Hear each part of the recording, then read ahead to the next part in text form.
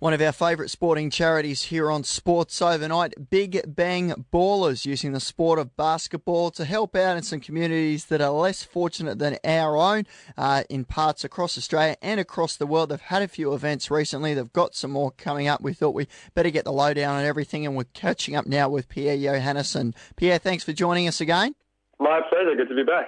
Officially notified now as a friend of the show. You're on 3 times, so we'll give you that honour for what it's worth. Much appreciated. Excellent. Last time we chatted to you, you're about to commence some programs in the Philippines, so tell us everything that's happened since then. Yeah, it's been a bit of a roller coaster since then. I think the last time we chatted, we were about to start up a feeding program out in the southern parts of the Philippines on the South Islands. Since then, we've not only done some feeding programs, but we've actually got a Big Bangs committee down there, a team of sorts that play in charity tournaments and have continued to do camps for school kids across the country, actually. So it's been going quite well. Good stuff there. How, I guess, tough is it establishing a program such as yours in a new country? I imagine there's a lot of sort of legal hoops that you have to jump through.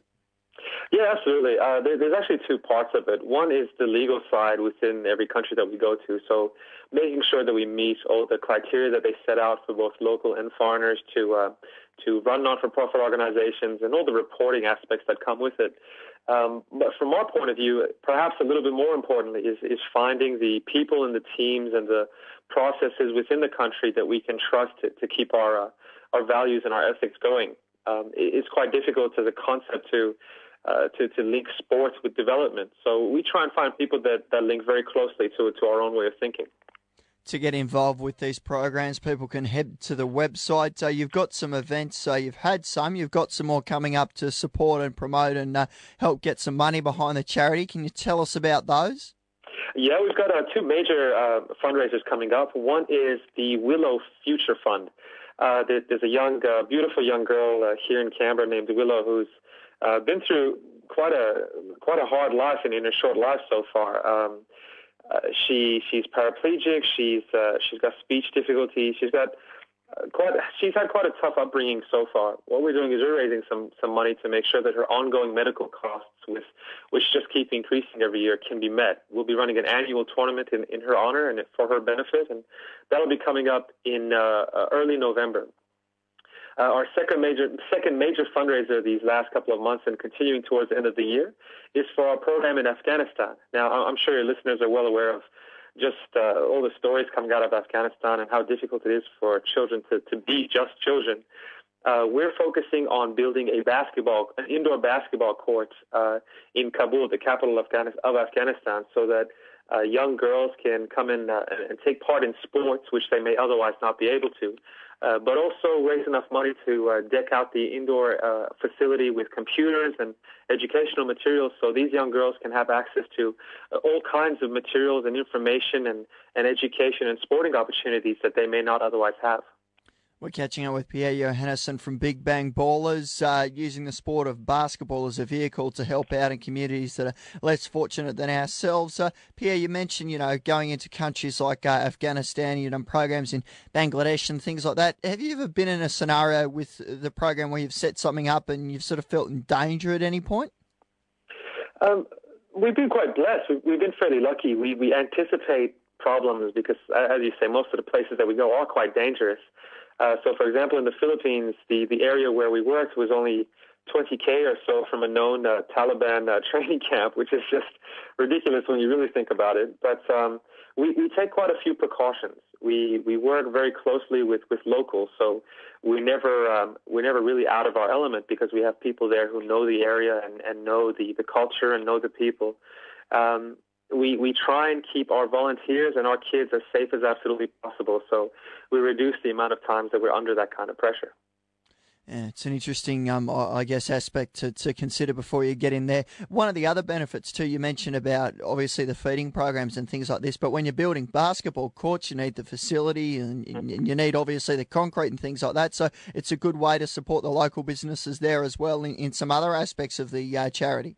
Oh, absolutely. We try and get everything sourced locally. So it's very, very rare that we'll bring in anything from outside. At the moment, the only thing we're importing into countries are basketballs, just so we can make sure we have high-quality basketballs for all the courts and the schools that we go and visit. Other than that, we try and do everything locally. As you say, the concrete comes from local suppliers. The wood always comes from local suppliers. All the labor is brought in from the local area, even down to printing signs. We do all of that on-site just to ensure that the local community knows that we support them as much as they support us. Might be a difficult question for you to answer, or it may not, but recently we've seen the likes of Afghanistan in cricket get to the World Cup level in 2020 and things like that. How far away and sort of how well advanced is basketball at an international competitive level in countries like Afghanistan and Bangladesh? I'm calling it now, live on your show for the very first time. I'm calling it within the next decade. These countries that we don't believe will ever have a chance are going to be in the top 20 in the world, no question. Bangladesh is going to be in the top 20. I see them right up there with Europeans in terms of skills.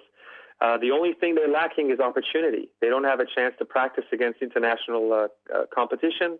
They don't have the resources to go out to international competitions. But once they do, and I'm sure they will very soon, we'll see a whole brand new sector of the community coming out and showing us just how skillful they are. That's a terrific opportunity there. I mean, I guess you're sort of limited in what you can do, but if you're at one of your programs in sort of Bangladesh or Afghanistan or places like that and you see a kid that's quite talented because, you know, you watch a lot of basketball yourself and you're a good judge of the game, is there a way for you to sort of identify them or help them out from an actual talent point of view? Like, do you have a scout in Australia you can put them in touch with? Yeah, absolutely. We've got resources not only in Australia but right across the U.S. as well, in both junior colleges and colleges. Fundamentally, though, at a grassroots level, once we identify players who really do have that skill level, we ensure that all the barriers that otherwise exist are removed so that they can pursue their passions. So, for example, as we're doing in Bangladesh at the moment, players we find who don't have the financial means to join high-level competition, we'll ensure that we can sponsor them financially, ensure that their uniforms, their shoes, their supplies, their medical bills are all taken care of so they don't miss out on these kinds of opportunities to further develop. There's a big opportunity there. I mean, I suppose you look at the story of Omar Shlemenko from the Auckland Warriors, who was an Afghanistan refugee when he left the country at the age of 2 with his family to move to New Zealand. He's been there for some sort of 16 or 17 years now, and he's played in the under-20s and won an under-20s premiership. It'd be great if we had an Afghanistan story in basketball in the NBL. Oh, absolutely, and I see it coming soon. I see it happening very soon. I think our concern in Australia at the moment is that we're overlooking our indigenous community who, I mean, if you watch AFL being played up north and some of the camps and drafts that they have around the country, a lot of these kids could be incredible basketball players. So even locally, we're looking at developing some of the talent that is otherwise just hidden because of lack of opportunity.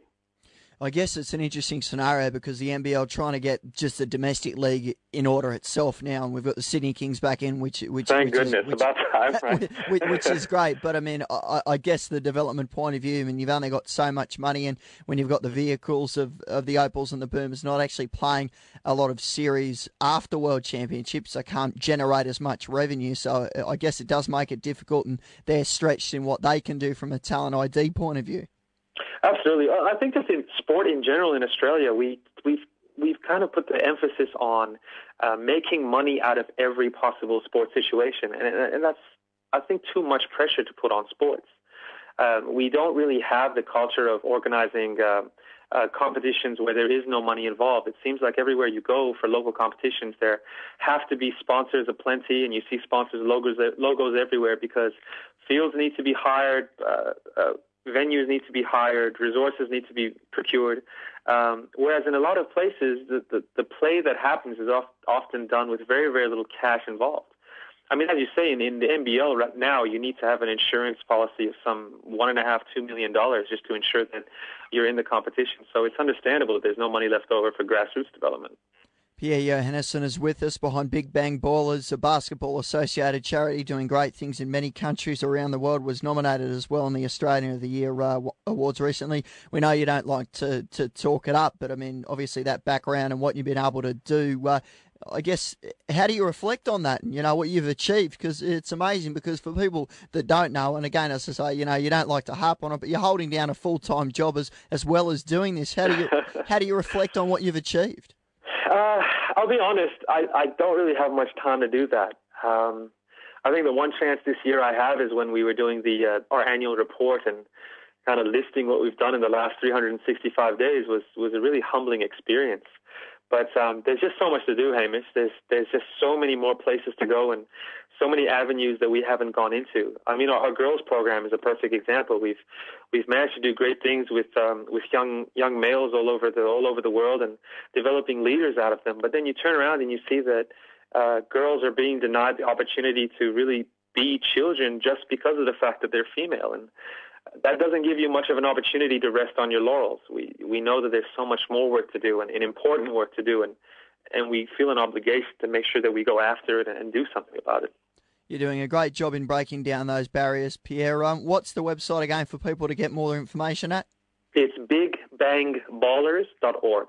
Okay, terrific. As you say, there's plenty of events coming up there if people want to get involved. You're based in Canberra, but you've also got events that sort of go around, and if people are going overseas and want to get involved, they can contact you and find out how. Absolutely. Thanks again for joining us. Thank you so much, Hamish. Pierre Johannessen there from Big Bang Ballers. When you need to know exactly what's going on.